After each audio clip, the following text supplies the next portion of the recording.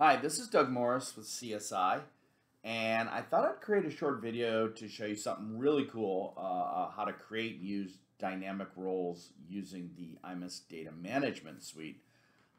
This should be a lot easier than I thought. It actually is easy once you watch my video. Took me a little time to get it right, but I think this is going to show you. Okay, so before we get started, remember these important links. Our support is available, support@csiinc.com.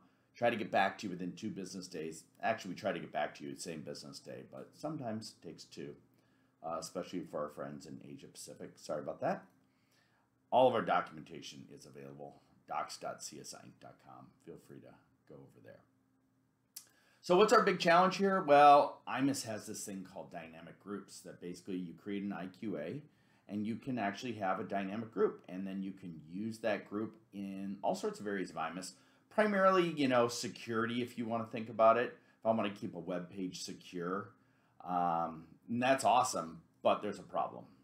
Dynamic groups only update once a day.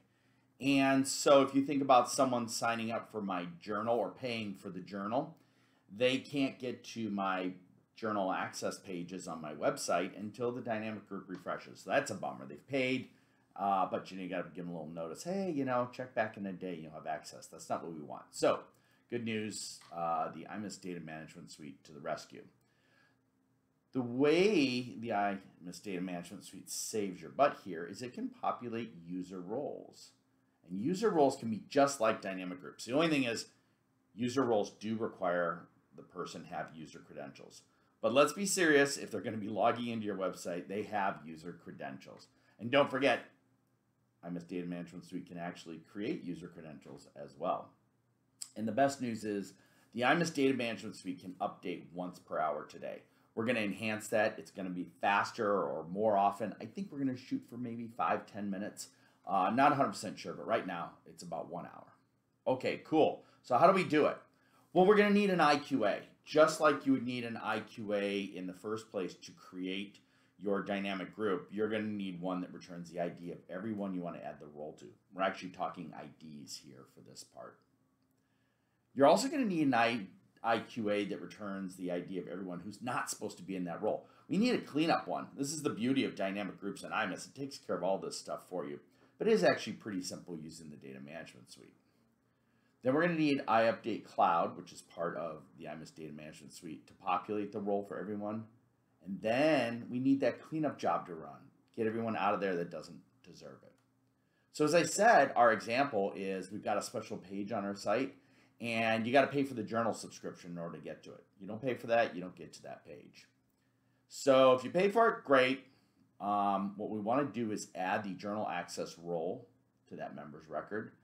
And if they've expired or they have never paid for it, or you've even deleted it, we want to remove them from there, right? So if they somehow got that journal access role on their record, we need to take it off. They don't belong. Simple stuff first, create the role, right? In this case, I've made a journal access role under security roles, and I called it journal access, so it's being really creative, as you can tell. Now, you have to decide the best approach. So it's pretty easy to create an IQA of everyone who should have the role, but it's a little trickier to figure out who shouldn't have the role. And this is what I discovered when I started to say, well, okay, what if someone manually went and added the journal access to someone's record? I need to know that, I need to go look for that. And how do I know that journal access is on their record when they may never have even had the subscription? So there's just a lot of back and forth. Turns out there's a couple different approaches. I'm going to talk about all 3 of them, and I hope you never do number 3. Approach 1. I tried my best not to have to create a business object. The fact is, it is the best way to do this. Create a business object to the people who should have the role. There's some pros here. It's very efficient, right? We want this to run fast. We want to be able to populate this role quickly. The iMIS Data Management Suite works with iMIS REST API. If you're sitting there running for 4 hours, that's how long it takes to populate it. You don't want that. You want this to run fast. So the fastest way is to identify who should have this and do it with a business object. The downside, of course, is you got to create a business object. I'm going to show you. It's not that hard.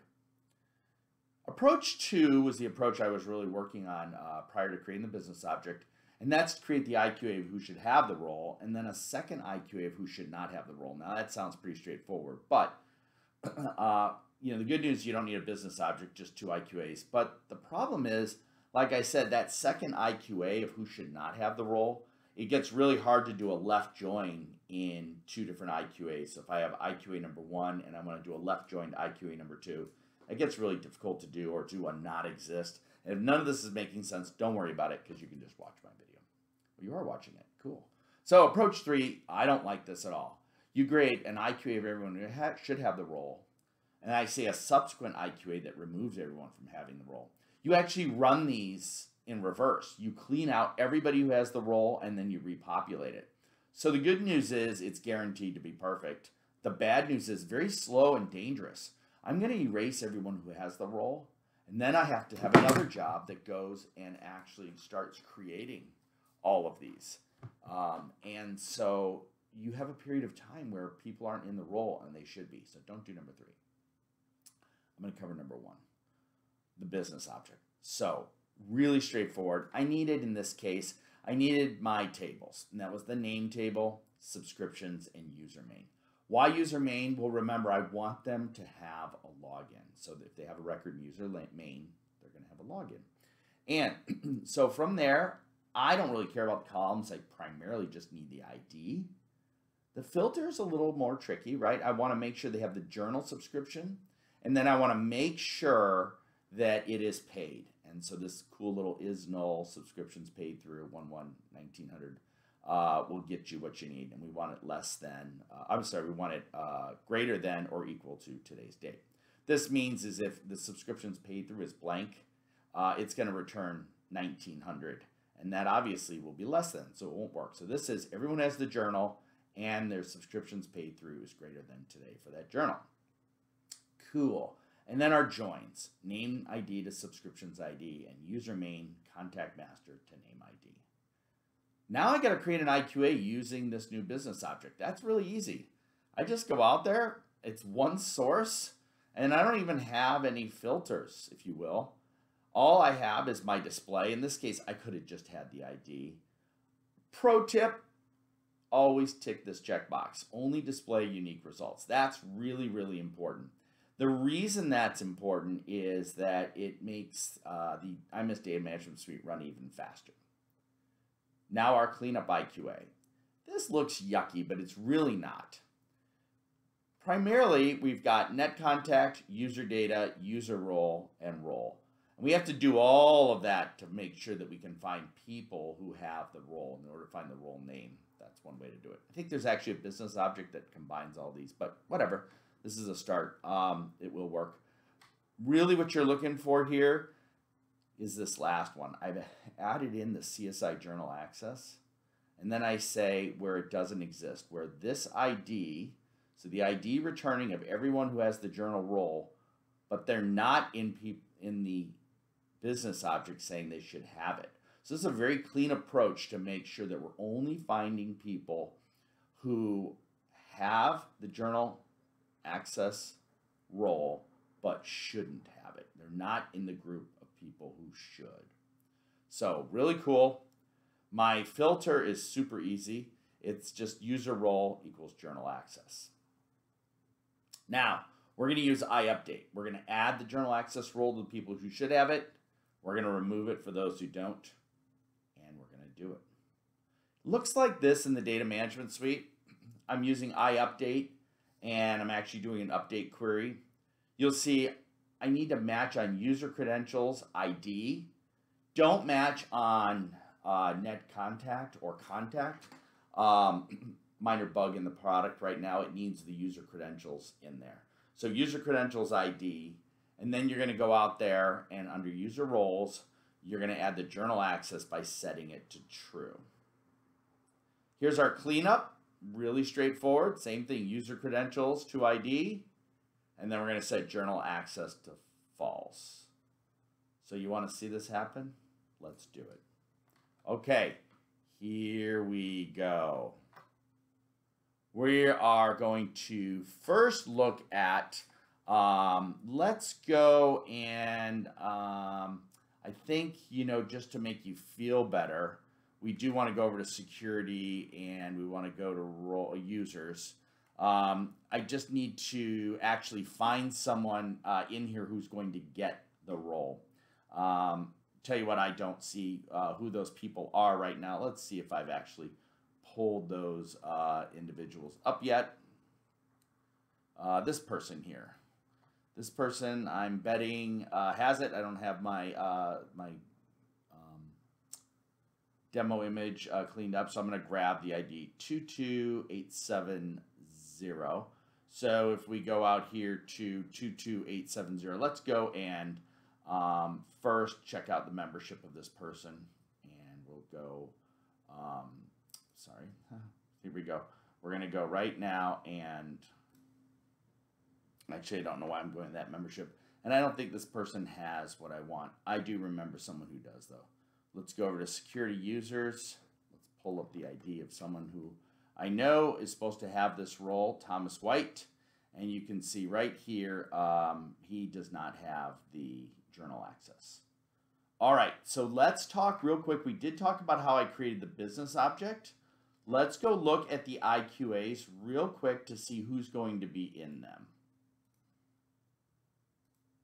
All right, so under IQAs, my journal dynamic group populate. I did create the approach to. Remember, it's simply using my journal access. And if we run this, we can see all these people are supposed to have it. There's 26 in all. Great. And if we go out here and we look at our cleanup, and we're going to run that now too. We talked about that. If we run that, we can see right here, Jacob Novak has the journal access role. He is not supposed to have it at this time. Over to iUpdate. We're going to select our first query, and that is going to be our populate query. So we go journal dynamic group populate. In this case, I'm going to do an update only. We're going to add our mapping. These are the same mappings I showed you before. We do want to go and start with user credential. Choose the iMIS ID. We're mapping it to the ID coming out of my IQA, and we're going to match on that. We're going to hit save. We're going to add one more mapping, and now we're going to jump on over to our user role, and we're going to choose our journal access. And remember, we're going to type in true here. We're going to hit save. This is ready to go. I could schedule this to run every hour. Just to prove it works, I'm going to hit submit here. Continue. There should be 26 records that are now going to get this role, if you remember. And so iUpdate, part of iDMS, is going through and finding all of those records and updating them. If we jump over here again and we refresh Mr. White's record, you'll see he now has the journal access role. While we're here, however, let's go ahead and jump back. And let's go find Novak. If you remember, Novak has this role but doesn't deserve it. Notice the journal access. So our second query that we would be doing here, and we would schedule this, is our cleanup query. This is to find people who don't belong having that role. So we go out here to our journal dynamic group cleanup.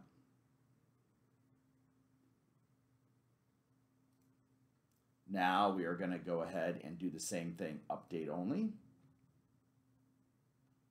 We're going to add our mapping. Remember our thing here. We're going to go and we're going to start with user credentials.